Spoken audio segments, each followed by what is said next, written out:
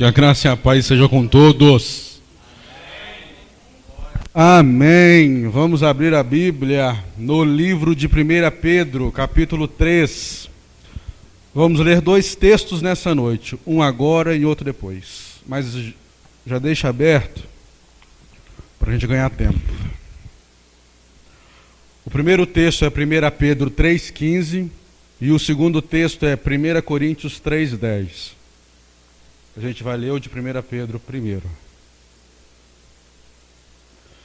Pai, muito obrigado, Deus, pela sua maravilhosa graça. Pai, em nome do Senhor Jesus, eu preciso do Senhor, meu Deus.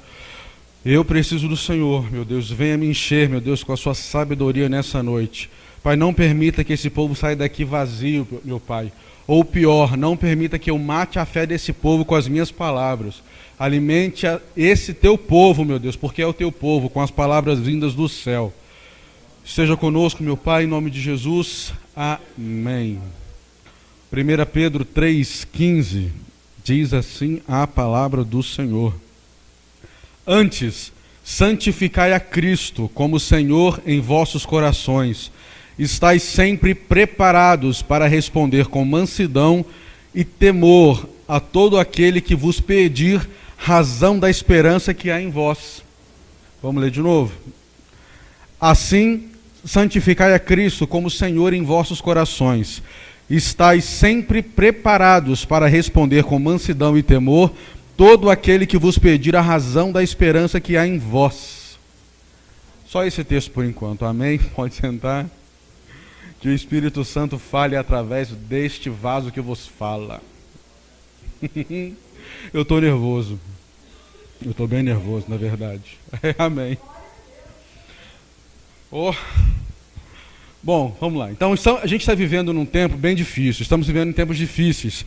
Creio que esse tempo que a gente está vivendo da nossa história moderna é um dos piores tempos que a gente está passando hoje, da nossa história recente. Estamos vivendo praticamente um cerceamento da nossa liberdade. Ou seja, estão caçando a nossa liberdade como cristão, como crente. A gente vê por aí, pelos noticiários, que muitos cristãos estão sendo podados no seu direito de falar. O mais conhecido, por exemplo, é o juiz Sérgio Moro. Não sei se vocês sabem, o juiz Sérgio Moro ele é diácono da Igreja Batista. Então, há uma perseguição muito forte sobre ele, por todo o trabalho que ele tem feito. Algumas pessoas do Ministério Público, que têm proclamado a sua fé, nesse meio tempo da prisão do ex-presidente Lula, antes dele ser preso, manifestaram-se publicamente em suas redes sociais, falando que eles iriam orar e jejuar. E por causa disso, a bandidagem, a petraiada toda, ficou tudo nervosa. Não pode falar que vai orar, que vai jejuar. Então abriram um processo no Supremo Tribunal Federal por causa de um procurador da República, porque ele escreveu isso na sua rede pessoal, na sua rede social pessoal. Então a gente está vivendo em tempos difíceis. Estamos vivendo uma caça à liberdade dos cristãos nesse dia. Mas Pedro aqui na carta dele nos orienta que nós devemos estar prontos, estar preparados para todo aquele que perguntar da esperança que há em nós. Ou seja, se alguma pessoa perguntar por que nós cremos em Jesus, como é a nossa fé, qual é a base da nossa fé, a Bíblia fala que a gente tem que estar pronto, preparado para falar a razão da nossa fé. Você está preparado para falar da sua fé para quem te perguntar? Está preparado para responder a razão da sua fé? Vou pedir a ajuda da minha auxiliadora para assuntos aleatórios, a Duda, passar um slide. Vou fazer um pequeno resumo. Aquele ali, vou pegar meu laser. Aproveitar que só tem gente de casa, né? Na verdade, isso aqui é um resumo do resumo da nossa história recente, do que vai acontecer no futuro. Ok? Então nós estamos aqui, no momento atual da era da igreja. Período esse que estamos no período da graça. O período da graça vai até o arrebatamento de Jesus. Após o arrebatamento de Jesus, vem todos esses outros eventos por aí. Então esse é o resumo do resumo. Mas eu não quero falar, basicamente não quero falar nada do que está aqui. Eu quero falar o que vai acontecer entre o arrebatamento e as bodas do Cordeiro. Você sabe o que vai acontecer entre o arrebatamento e as bodas do Cordeiro? Quem sabe, levanta a mão. Não? Então a gente vai falar sobre isso nessa noite.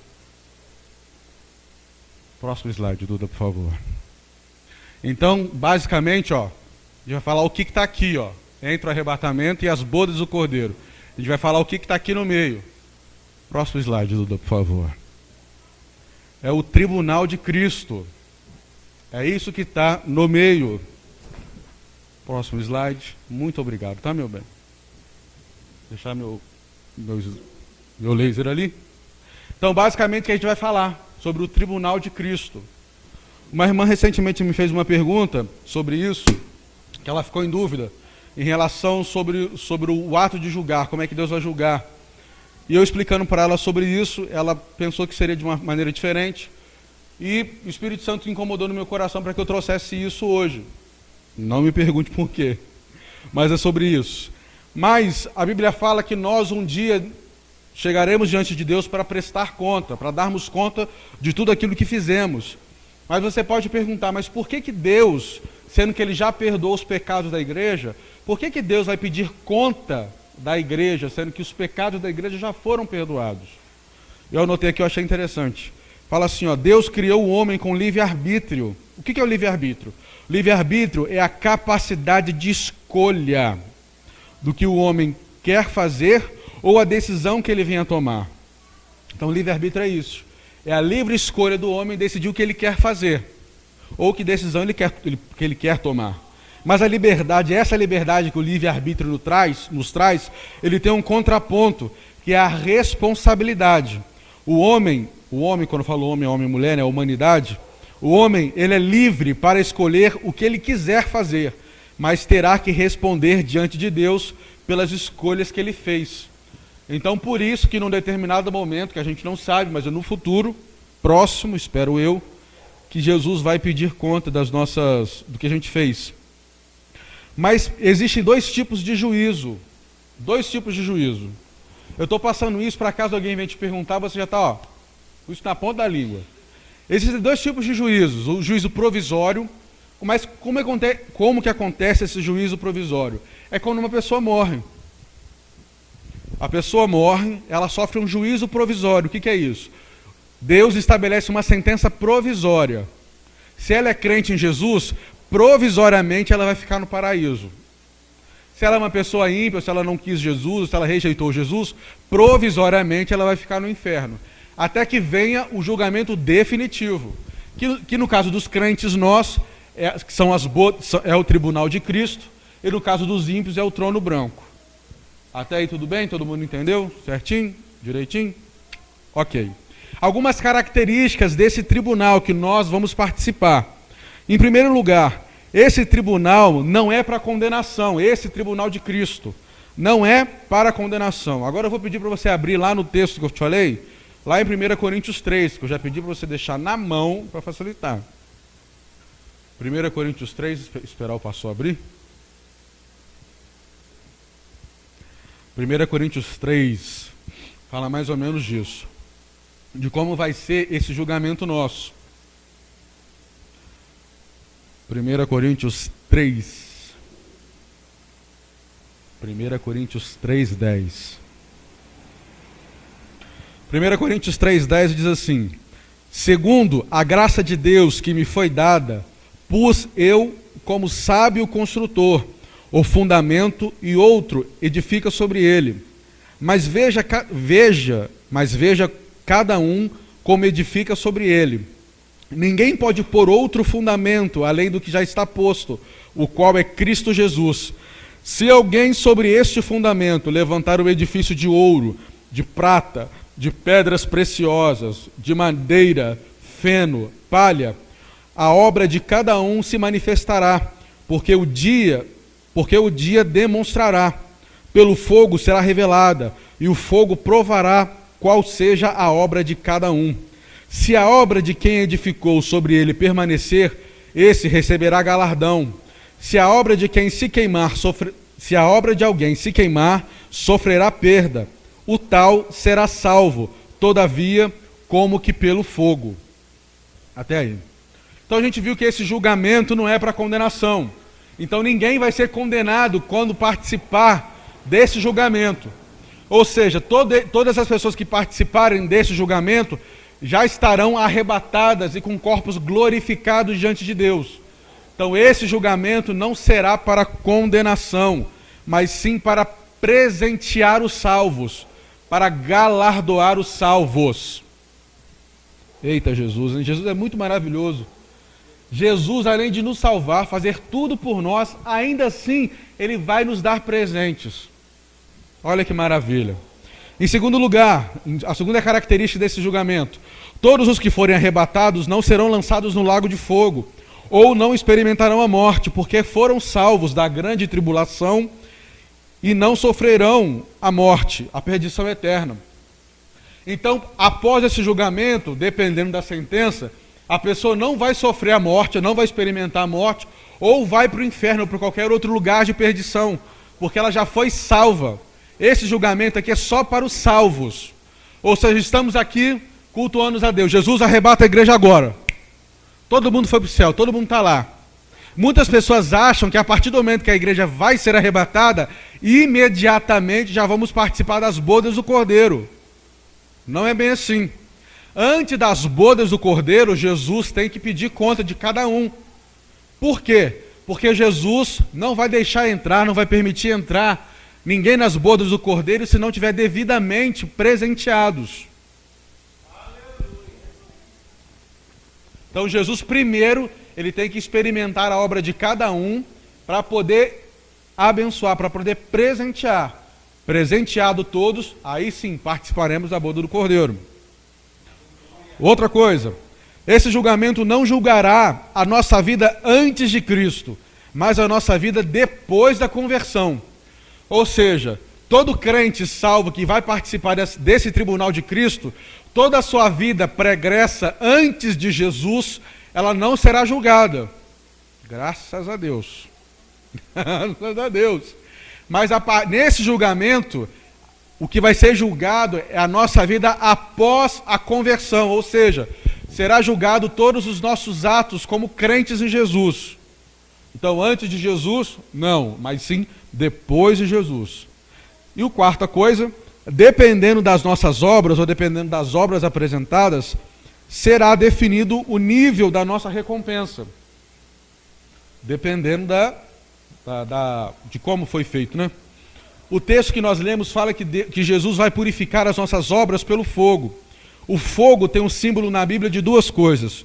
O fogo, ele tipifica o juízo e também tipifica a purificação. Ou seja, nós vamos apresentar as nossas obras para Deus. Falei assim, Deus, olha, eu enquanto estava na terra, enquanto eu era crente no Senhor, eu fiz isso aqui para o Senhor. Então apresentaremos as nossas obras diante dele. Então Jesus, através dos seus olhos de fogo, ou de alguma manifestação parecida, ele vai purificar, ele vai colocar fogo nas nossas obras. E esse fogo, ele vai tanto exercer juízo, ou seja, Deus vai julgar as nossas obras e vai purificar também as nossas obras. Isso vai acontecer lá. Mas, aí você pode perguntar, irmão, mas se a pessoa, se ela vai ser julgada, ela pode não receber nada. Mas aí, se ela não receber nada, ela vai ficar triste, tadinha. E no céu não pode ter tristeza. Então, como é que resolve isso? Ok, em primeiro lugar, a Bíblia em nenhum momento fala que essa situação vai acontecer no céu. Em nenhum momento a Bíblia fala que isso vai acontecer no céu. E segundo, a Bíblia indica que nós seremos provados pelo fogo. Isso indica que, vamos pegar um exemplo de um incêndio, de uma casa ou de um prédio. A pessoa que está lá dentro, ela está desesperada, ela quer sair. Ainda que ela seja queimada, ainda que ela tenha marcas de queimadura pelo fogo, ainda que ela sofra dano, ela conseguindo sair, ela vai dar graças a Deus, ainda que seu corpo esteja queimado, seja marcado, ou tenha algum tipo de sequela no seu corpo. Ela vai agradecer muito a Deus por ter saído viva de lá. Então esse princípio pode se aplicar nisso também. A mesma coisa. Porque nós todos seremos julgados. Mas vamos supor que tem uma pessoa lá, e com certeza vai ter algumas pessoas que as obras dela serão purificadas e não vai restar nada. Então ela será consumida pelo fogo, pelo juízo de Jesus. Mas por causa da sua extrema graça e misericórdia, Jesus vai tirar, vai arrancar ela daquele fogo. Ainda que ela não tenha nada, não tenha sobrado nada na sua mão. Mas ela ficará muito feliz com Jesus de ter retirado ela do fogo e ter colocado ela no céu. Todo mundo conseguiu entender até aí? Amém. Eita glória, hein? Então as obras de muitos crentes serão expostas. Aliás, de todos, né? As obras de todos os crentes serão expostas. Muitas obras serão expostas para a vergonha. Muitas obras. A gente vai ver um pouquinho mais para frente por que algumas obras vão ser expostas para a vergonha. Por que Deus tem que expor as minhas obras? Alguém pode perguntar, né?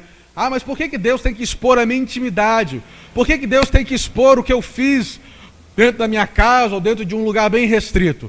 Por causa da justiça de Deus. Lá estarão presentes todos os salvos de todos os tempos. Lá estará presente desde Adão até a última pessoa que confessou Jesus. Então lá terá multidões e multidões e multidões de pessoas. Então, para que não haja uma desconfiança no julgamento de Jesus, como por exemplo, eu estou lá sendo julgado. Vamos supor que o Mário seja próximo a mim. Se Jesus não expor as minhas obras, e Jesus me der um presente, me der um galardão, o Mário pode pensar assim, mas não é bem assim não, hein? Ah, que Jesus não viu direito, que o irmão foi lá embaixo não. Então por isso que Jesus tem que expor as obras de todos, para que todos vejam, para que não tenha nenhum tipo de dúvida com relação ao ato de presentear. Por isso que tem que expor. E lá em Apocalipse 3:12 diz assim: a quem vencer, eu farei coluna do templo do meu Deus, e dele nunca sairá. Escreverei sobre ele o nome do meu Deus, o nome da cidade do meu Deus, a nova Jerusalém que desceu do céu do meu Deus, e também o meu novo nome. Apocalipse 3:21. Ao que vencer, concederei que se assente comigo no meu trono, assim como eu venci e me assentei no trono com o meu Pai. Muitos crentes acham hoje que o céu é bagunça. O céu é bagunça. A pessoa vive aqui, vive do jeito que ela quer, mas vamos supor que ela seja salva, que salvação independe do jeito que eu trato os irmãos, que eu trato a igreja. Nós seremos arrebatados, seremos salvos pela extrema graça e misericórdia do Senhor. Então esse irmãozinho, essa irmãzinha vai chegar lá, mané, vou chegar lá, vou falar com Jesus, vou ter acesso a tudo e a todos, maravilha. Não é isso que a Bíblia fala. A Bíblia fala que dependendo das minhas obras, como eu faço, como eu ajo diante de Deus, como eu sirvo a Deus, eu vou ter certas limitações, ou eu vou ter algumas liberdades e privilégios. Como, por exemplo, tem pessoas que não vão ter acesso à presença de Deus no céu. Você sabia disso? Estuda as cartas do Apocalipse que você vai ver. Tem pessoas que só vão ter acesso à árvore da vida. Tem pessoas que vão, igual no caso aqui da carta de Laodiceia, Jesus fala que essa pessoa vai ser coluna do templo, vai ter acesso direto a Deus. Outras pessoas andarão próximo a Jesus constantemente. Ou seja, dependendo das minhas obras, eu terei privilégios ou não. Então não é chegar, vivo a vida do jeito que eu quiser, e lá no céu eu vou ter tudo que eu acho que eu devo ter. Não, não é assim. Porque Deus é justo e o céu trabalha com hierarquia. Agora imagina, por exemplo, você conhece uma pessoa que ela viveu a vida cristã, lá vão ter aquele crente carnal, aquele crente carnudo. Você sabe que tem esse crente, você conhece um crente desse. E você, aquele crente que pagou o preço, que jejuou, que negou a sua vida, que viveu pro Evangelho e que passou todos os tipos de perrengue da vida. Chega lá no céu, no ato de ser presenteado por Jesus, Jesus pega esse Zé Mulambo aí, que não fez nada para ele, fez nada para Jesus, e recebe um presente, um galardão tão bom quanto o seu? Não. Deus trabalha com justiça, e é assim que vai acontecer lá. A Bíblia fala aqui no texto que a gente leu de Coríntios, que existem 6 tipos de obras. as obras, no versículo 12 diz assim: se alguém levantar um edifício de ouro, de prata, de pedras preciosas, de madeira, de feno ou de palha, a obra de cada um se manifestará, porque o dia demonstrará e pelo fogo a revelará. Então essas são as obras, são os tipos de obras que serão provados naquele dia. Eu quero falar um pouquinho de cada uma, não vou demorar muito porque eu não tenho muito tempo, mas só passar um panorama geral aqui. Quando a Bíblia fala sobre ouro, obras de ouro, o ouro na Bíblia significa, toda vez que a grande maioria das vezes que a Bíblia se refere a ouro, ela quer se referir à glória de Deus. Ou seja, então o que são obras de ouro? São todas as obras, quando a motivação, a intenção, o objetivo e a finalidade é a glória de Deus. Ah, irmão, mas por isso então eu tenho que ser um pregador máximo, eu tenho que orar, eu tenho que ler a Bíblia, eu tenho que ser uma enciclopédia ambulante? Não. A Bíblia fala o seguinte, eu não anotei, me veio aqui na cabeça agora, fala assim: quer comais, quer bebais, ou quer façais qualquer outra coisa, fazei tudo para a glória de Deus. Você sabia que você pode passar roupa para a glória de Deus? Você pode passar roupa para a glória de Deus. Você pode pegar a sua roupa, ou a roupa de um parente seu, ou qualquer roupa, e falar assim: Deus, muito obrigado. Jesus, tem gente que não tem uma roupa parecida com essa, mas eu tenho porque o Senhor me deu. Muito obrigado por essa roupa que o Senhor me deu. Se eu estou passando essa roupa porque o Senhor deu a oportunidade de tê-la. Muito obrigado. Você está dando glória a Deus. Você sabia que você pode fazer comida rendendo glórias a Deus? Deus, muito obrigado por essa comida que está na minha panela. Eu estou fazendo porque tem, Jesus. E tem porque graças ao Senhor.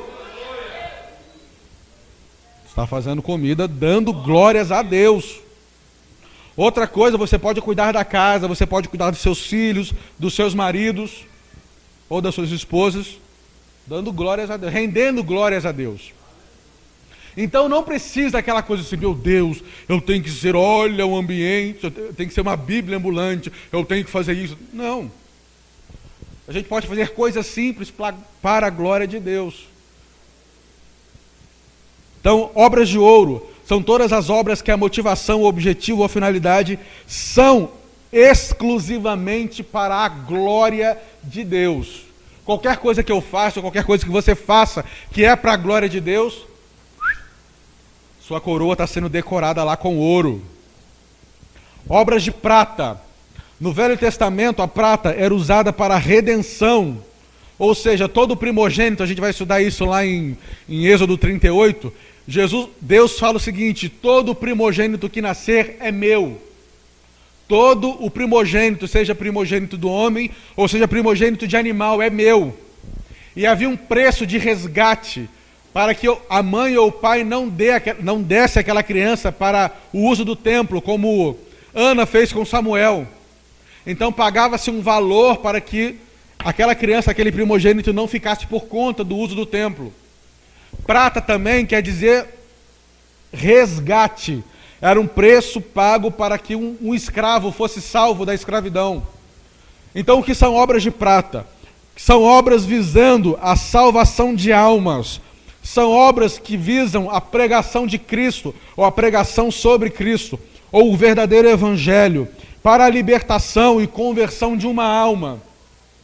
Então todas as vezes que eu e você trabalhamos para a conversão ou para a libertação de uma alma, as nossas obras estão sendo obras de prata diante de Deus. Obras de prata. Por exemplo, se você está na sua casa orando para que uma pessoa seja liberta de qualquer vício, seja ele qual for, da droga, prostituição e por aí vai, você está contribuindo para que o seu galardão seja de prata, suas obras de prata.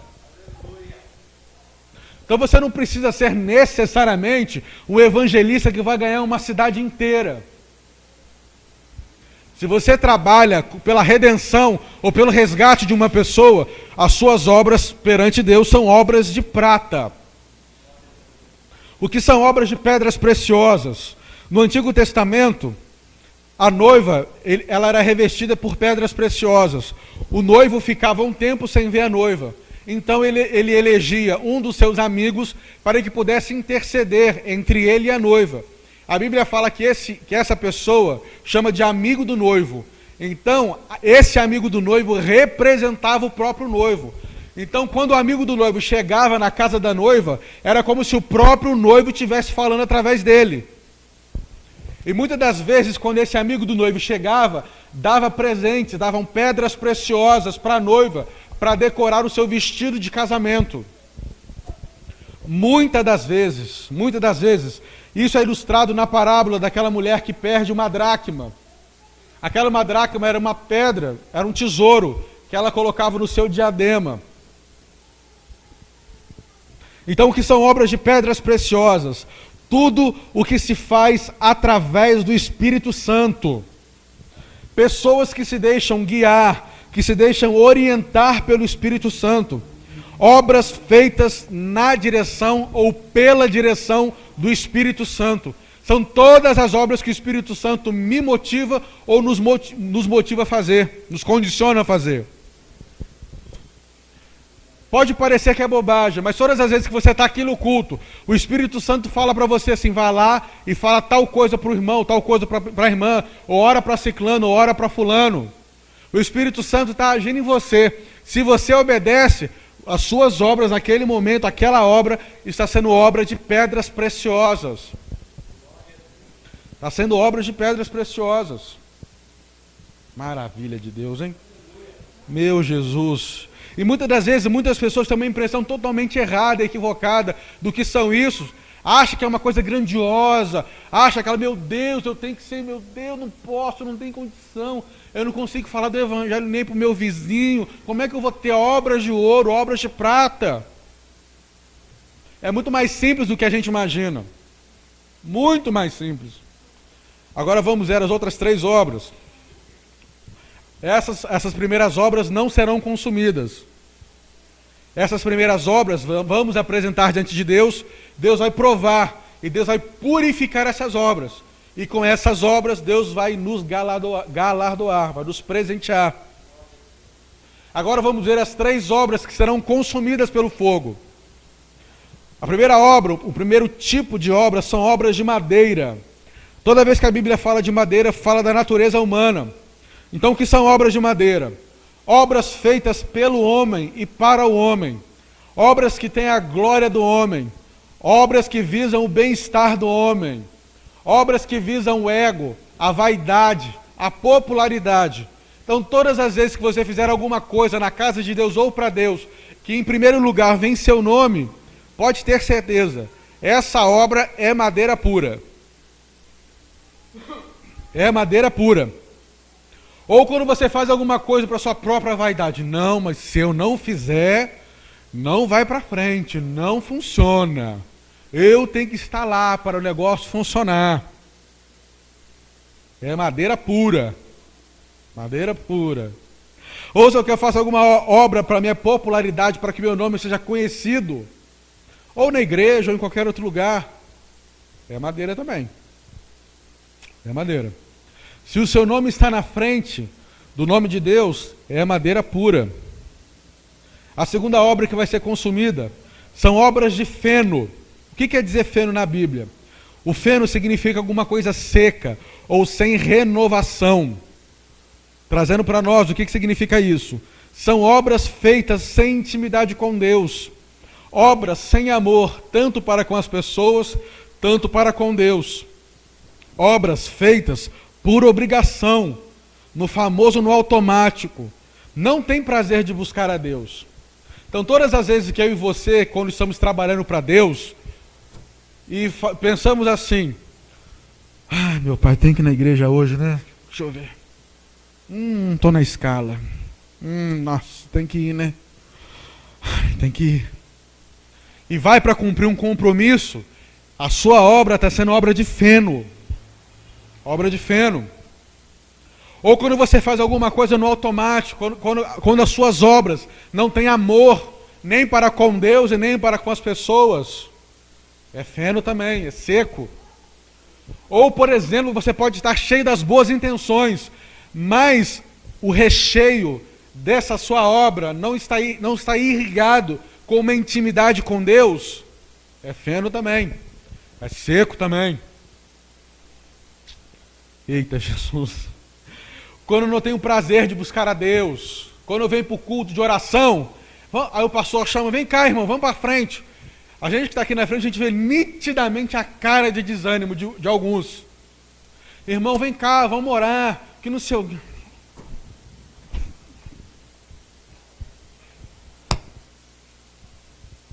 Vê nitidamente a cara, parece que está indo para o matadouro. São obras de feno. Então é feio. Então essas obras aqui nos mostram que não é pela aparência. Muitos de nós podemos olhar, vamos supor, os irmãos podem olhar para mim e falar assim, nossa, o irmão Diogo é ousado, né? Nossa, ele está fazendo muita coisa, está fazendo isso, está fazendo aquilo. Essa é a impressão que eu dou para fora, de fora. Mas ninguém tem o poder de ver o que está dentro de mim. Então só Deus tem o poder de ver. Muitas das vezes nós vemos o exterior, né? Nossa, como o irmão Mário, nossa, abençoada irmã Patrícia, e amém, que sejam mesmo, ou qualquer outra pessoa, mas Deus vai ver a intenção do coração da pessoa. Muitas das vezes chega uma família numa igreja, e o pastor pede assim, irmão, se alguém tiver alguma coisa, um fogão, uma geladeira, qualquer coisa para a gente poder ajudar os irmãos, seja bem-vindo. Vamos supor que uma família dê televisão, dê geladeira, dê fogão, dê computador, dê 70% da casa. A igreja vai assim, nossa, que família abençoada. Nossa, deu 70% de uma casa para os irmãos que estão chegando agora. Nossa, Deus abençoe aquela família. Mas só Deus sabe qual foi a intenção do coração daquela família. Muitas das vezes o pai ou o marido fala assim, vou dar isso aqui só para o pastor ver, hein? Porque eu quero o cargo tal. Eu quero isso, eu quero aquilo. Mas de fora a gente não vê isso, mas só Deus pode ver. E Deus tem a capacidade, a autoridade de sondar o nosso coração, como diz o Salmo 139. As obras de palha, o que são obras de palha? Palha na Bíblia significa ausência de estabilidade. Como por exemplo, a gente tira por uma ideia os tijolos que eram feitos no Egito. O tijolo do Egito não era feito só de barro, tinha que colocar palha ou feno no tijolo, para fazer a ligação da palha com o barro, para dar sustentação, porque só a palha não segura nada, ou também só o barro também não segura nada, tem que ser os dois. Então se tiver só a palha sozinho não adianta de nada. Então palha significa ausência de estabilidade, ou seja, são obras de pessoas que um dia essa pessoa que tem obras de palha, obras de palha, tem dia que essa pessoa está pingando óleo, está cheio do Espírito, está cheio, está transbordando no Espírito, mas no outro dia a pessoa está num abismo assim, está quase caindo no abismo.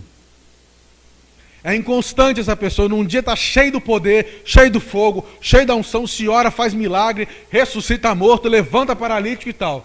Mas no outro dia, pastor, ora por mim, que eu acho que eu estou desviado, pastor. Ora por mim. Então é essa inconstância na vida da pessoa. São pessoas que abandonam a igreja ou abandonam o ministério por qualquer motivo. Começam e recomeçam. Começam e recomeçam. É um ciclo vicioso que não para. Então pessoas que têm esses tipos de obras são assim. Vou fazer uma pergunta chata aqui. Até o dia de hoje, por quantas igrejas você já passou? Não me responde, pelo amor de Deus, só pensa. Até o dia de hoje, por quantas igrejas você já passou? Por quantos ministérios você já passou? Quantas vezes a liderança ou os pastores te dão uma coisa para você fazer, meu filho ou minha filha faz isso, você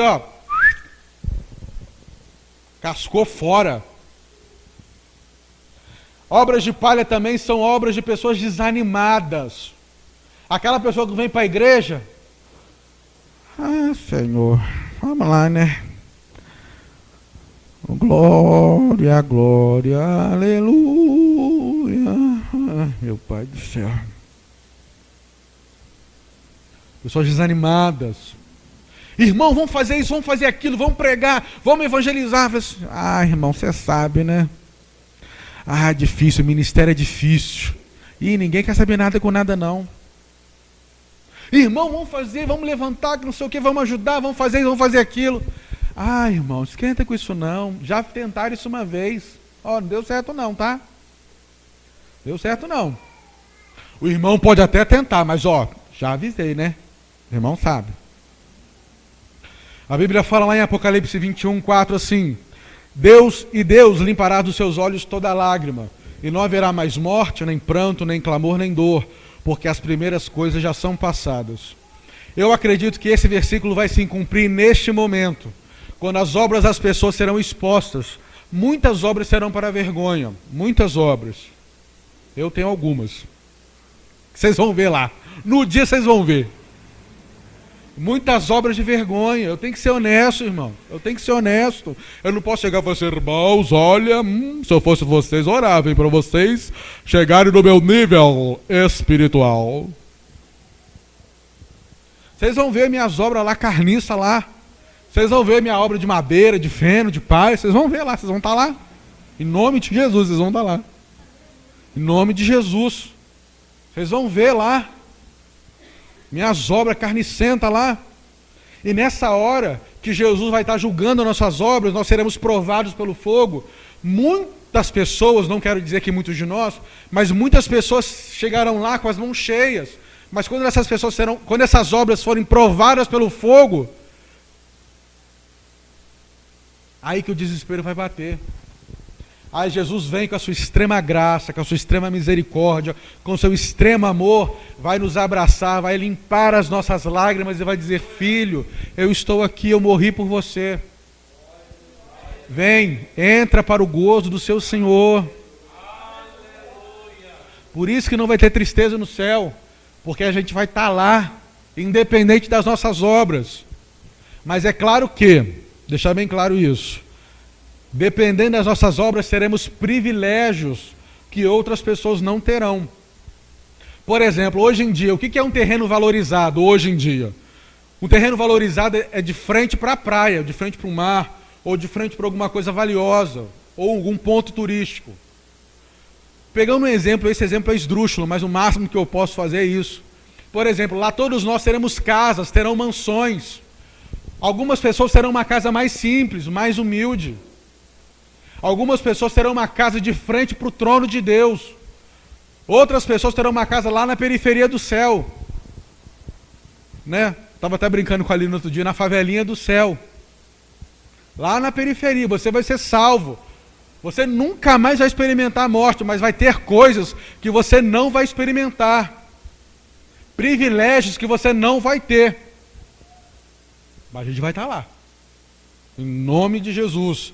E depois desse julgamento, Jesus, ele distribui os galardões. A Bíblia não especifica o que é galardão. A Bíblia só fala o que é presente. A Bíblia não fala o que é, mas só fala que é presente. Essa parte dos galardões do presente eu vou deixar para uma outra mensagem. Não vou deixar agora. Mas só vou falar os 5 tipos de presente que nós vamos receber. A Bíblia fala que receberemos uma coroa. Quando a Bíblia fala de coroa, é um sinal de reconhecimento.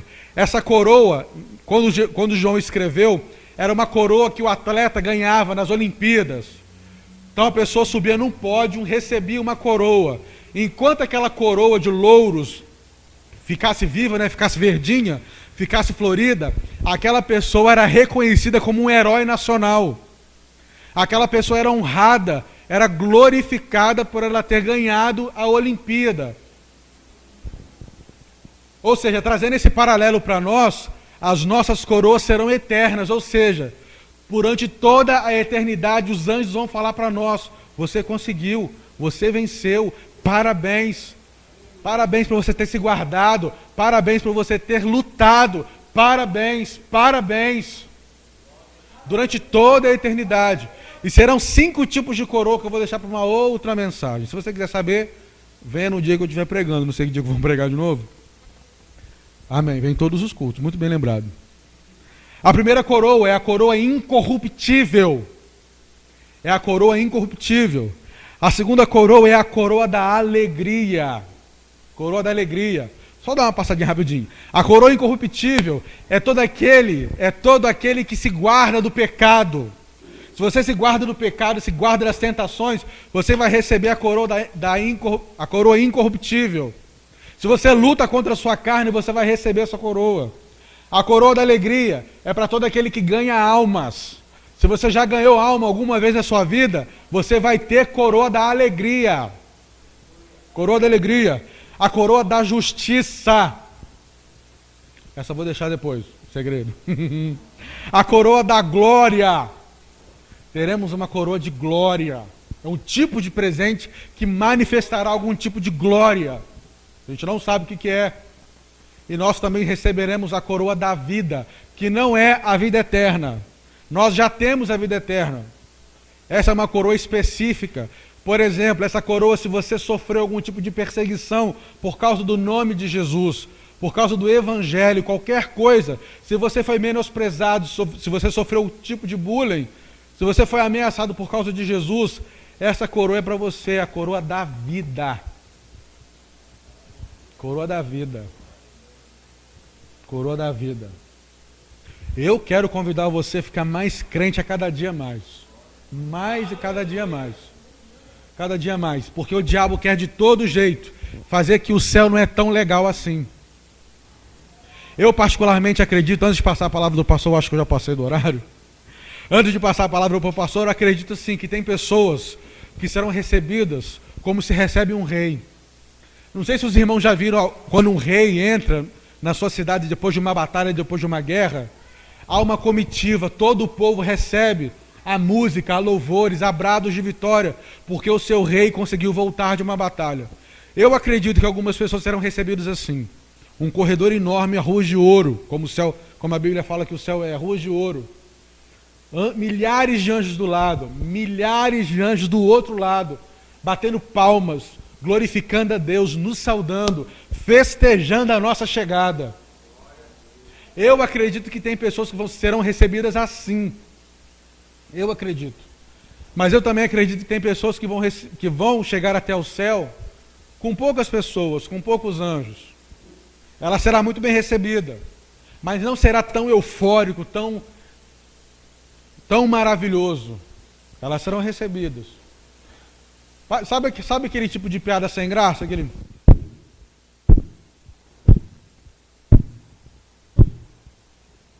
Mas serão recebidos. Tudo depende do meu envolvimento com Deus. Tudo depende do seu envolvimento com Deus. O diabo quer de toda maneira falar que não precisa jejuar não. Orar a Bíblia, para quê? Para que se consagrar? Santificação, para quê? Porque o diabo sabe, ele estava lá em cima, ele sabe como funcionam as coisas. Ele sabe como funciona. Ele sabe que se eu e você seremos salvos pela graça de Jesus. Mas ele sabe que a minha obra será recompensada. Ele pode até ser salvo, mas ele não vai desfrutar de todas as bênçãos que Deus tem para ele. Amém? Assim agradeço a oportunidade em nome de Jesus. Aleluia! Glória a Deus! Louvado e engrandecido é o nome do Senhor. Amém? Deu para perceber, irmão, por que Satanás ele luta tanto contra o crente? Aleluia! O inimigo, um dia ele esteve lá, irmão, todo cheio de glória, todo cheio de honra, e ele perdeu isso tudo. E quando ele olha para mim, para você, ele fica nervoso, furioso, porque ele sabe que nós temos salvação, mas ele não tem mais. O inimigo já está julgado, irmão, ele só está aguardando o dia do juízo final, aonde ele vai ser lançado no lago de fogo. Mas nós não, irmão, o ser humano não. O ser humano pode se arrepender, aleluia, e ir morar com Jesus, estar com Jesus e receber todos os galardões, né? Todos os presentes que o Senhor tem para mim e para você. Por isso, irmão, que é importante o crente se envolver com a obra de Deus. Há muitos crentes, irmãos, que eles se dão por satisfeitos apenas com a salvação. Ah, eu já fui salvo mesmo, tá bom, né? Tá bom, só de eu entrar no céu tá bom. Não tá bom não, irmão. A gente precisa se envolver com a obra de Deus. A gente precisa ganhar almas, né? Você viu? Tem coroa para quem ganha alma, irmão. Tem coroa para quem se santifica. Olha que coisa maravilhosa, irmão. Que coisa tremenda. Tem vários presentes, cada um segundo a obra que você fez. Que glória, que maravilha, irmão. Nós temos muita coisa que a gente pode fazer pelo Senhor Jesus. Muita coisa que a gente pode fazer pela obra do Senhor. Você foi salvo, glória a Jesus, irmão. Mas não para aí não, irmão. A salvação, irmão, é o começo da nossa caminhada. É o início da nossa caminhada. Aleluia. Eu digo sempre aleluia para o Senhor. Senhor, eu quero trabalhar para o Senhor. Eu quero te servir, eu quero fazer alguma coisa. O Senhor já me salvou, glória a Deus. Eu estou salvo pelo sangue de Jesus. Mas, Senhor, eu preciso fazer alguma coisa para o Senhor. Eu preciso trabalhar para o Senhor. Como forma de gratidão, de agradecimento. Aleluias. Glória a Deus. Louvado seja o nome do Senhor. Glória a Deus. Nós temos a oportunidade, irmão, aleluia, de servir a Jesus com toda a nossa força. Tem galardão, irmão, para quem ora, para quem lê Bíblia, para quem santifica, para quem jejua. Tem, aleluia, coroa, irmão, aleluia. Tem coroas. Oh, glória a Deus. Tem coroa para quem vem no culto buscar Deus. Oh, glória a Jesus. Arabassarabacai.